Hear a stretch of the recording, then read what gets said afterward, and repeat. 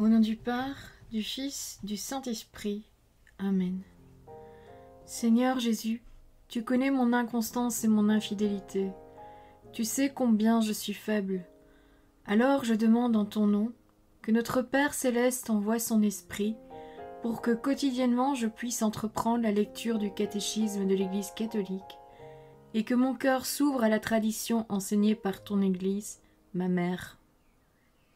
Que je puisse ajuster toutes mes actions et mes œuvres à son enseignement. Mon Jésus, avec confiance j'abandonne la constance et la fidélité de toute la démarche entre tes mains.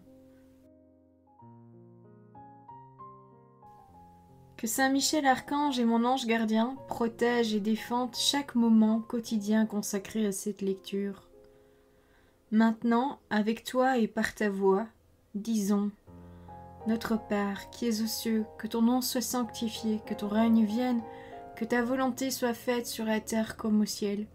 Donne-nous aujourd'hui notre pain de ce jour. Pardonne-nous nos offenses comme nous pardonnons aussi à ceux qui nous ont offensés. Et ne nous laisse pas entrer en tentation, mais délivre-nous du mal. Amen.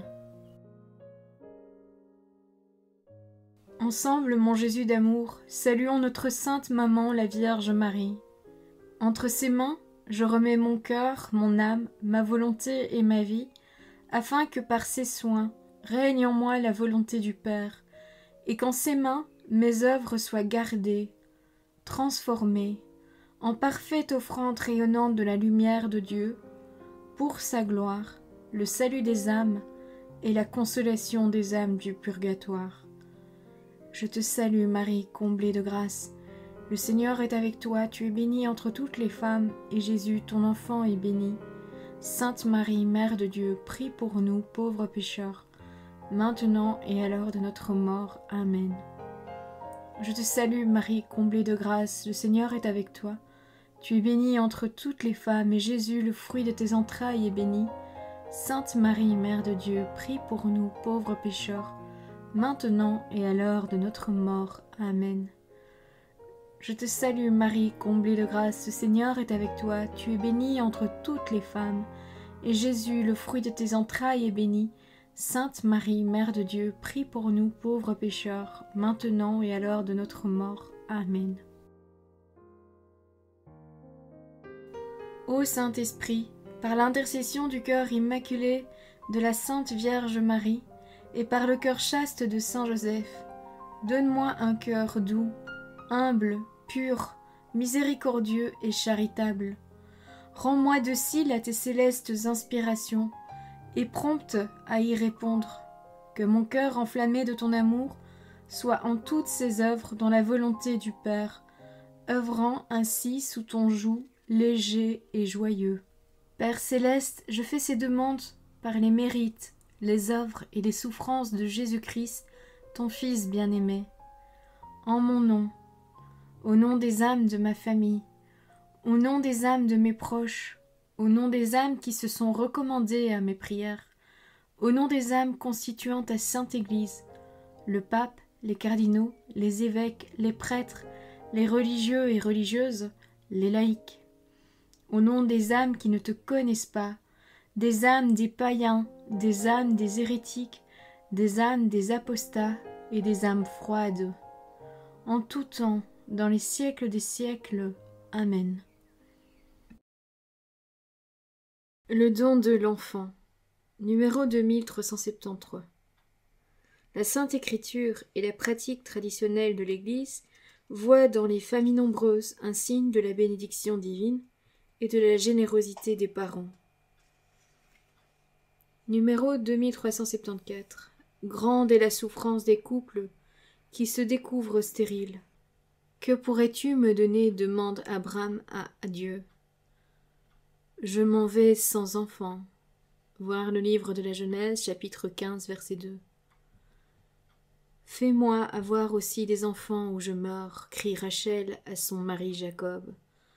Voir le livre de la Genèse, chapitre 30, verset 1. Numéro 2375. Les recherches qui visent à réduire la stérilité humaine sont à encourager. à la condition qu'elle soit placée au service de la personne humaine, de ses droits inaliénables, de son bien véritable et intégral, conformément au projet et à la volonté de Dieu. Numéro 2376. Les techniques qui provoquent une dissociation des parentés par l'intervention d'une personne étrangère au couple, don de sperme ou d'ovocytes près d'utérus, sont gravement déshonnêtes. Ces techniques, insémination et fécondation artificielle hétérologue, lèsent le droit de l'enfant à naître d'un père et d'une mère connus de lui et liés entre eux par le mariage.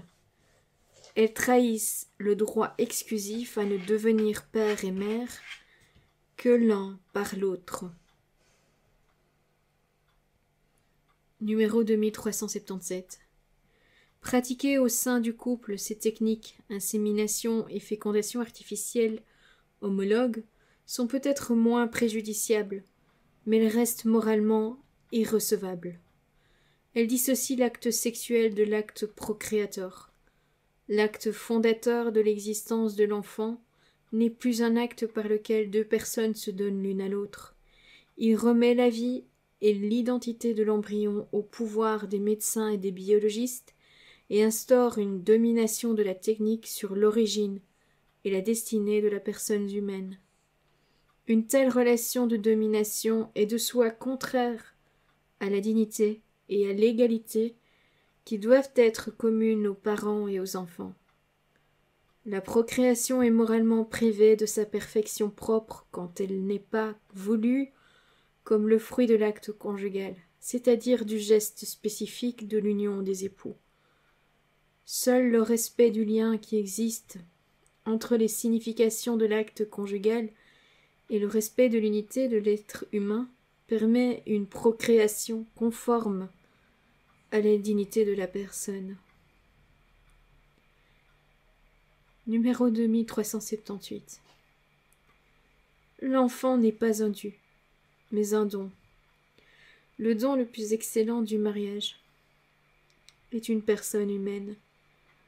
L'enfant ne peut être considéré comme un objet de propriété, ce à quoi conduirait la reconnaissance d'un prétendu droit à l'enfant.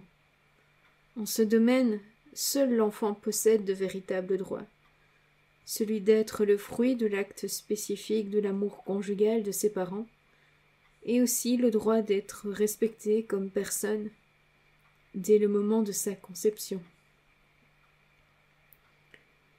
Numéro 2379. L'Évangile montre que la stérilité physique n'est pas un mal absolu. Les époux qui, après avoir épuisé les recours légitimes à la médecine, souffrent d'infertilité s'associeront à la croix du Seigneur, source de toute fécondité spirituelle. Ils peuvent marquer leur générosité en adoptant des enfants délaissés ou en remplissant des services exigeants à l'égard d'autrui. Voilà, c'est tout pour aujourd'hui. Je vous souhaite à tous une bonne et sainte journée. Que le Seigneur nous bénisse tous. Que votre ange gardien veille bien sur chacun d'entre vous. Et que la paix habite votre cœur et le cœur des membres de votre famille. Au nom du Père, du Fils, du Saint-Esprit. Amen.